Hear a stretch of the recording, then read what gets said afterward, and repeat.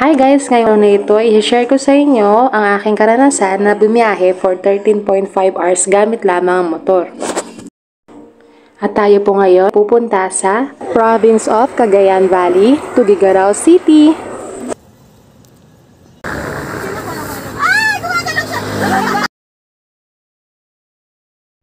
5 AM kami umalis.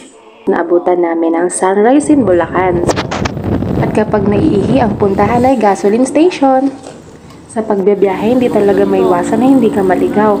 Ayun o, may nakasama kami. Hindi namin alam kung saan mapupunta, sa kaliwa o sa kanan. Nag-waste na lang ulit kami. At nung dumaan kami sa ginagawang tulay, dito nadulas kami at natumba. Buti na lang walang gaanong kasunod.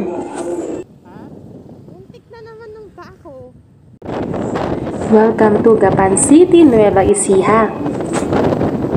Napakahaba nga ng Nueva Ecija at napakainit. Pero sa ganda ng tanawin ay maa-amaze ka talaga. Nagutom na kami at meron kami nadatnan na kainan. Ang sarap ng mga luto at ang ganda ng lugar. Parang makakatatlong kanin ako samantalang ang kasama ko isa lang oh.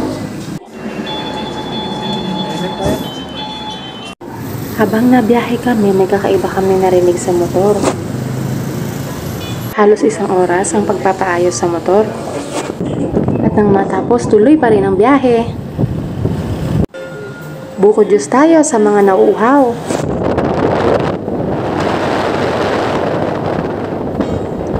Tuloy ulit sa pagbabiyahe.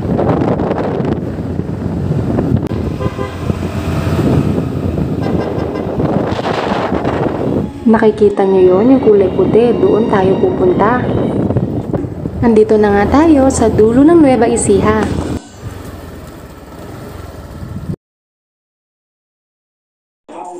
Tuloy ulit ang biyahe at makikita natin ngayon ang karugtong ng Sierra Madre Mountains. Nakaramdam na kami ng gutom kasi alas 3 na ng hapon.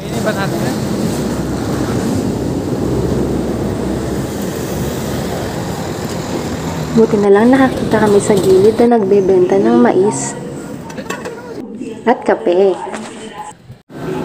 Biyahe ulit. Ang next stop, Isabela.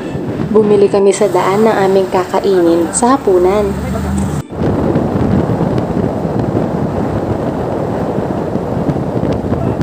Ginabi na nga at tumigil muna saglit para umihi sa gilid. Hindi ako tumigil manalangin hanggat di kami harating ng maayos at ligtas. Nandito na kami, 6:30 ng gabi. Nakaramdam na ako ng body pain at hip pain, pero masaya. First time ko to mag long rides ng ganito. Thank you for watching!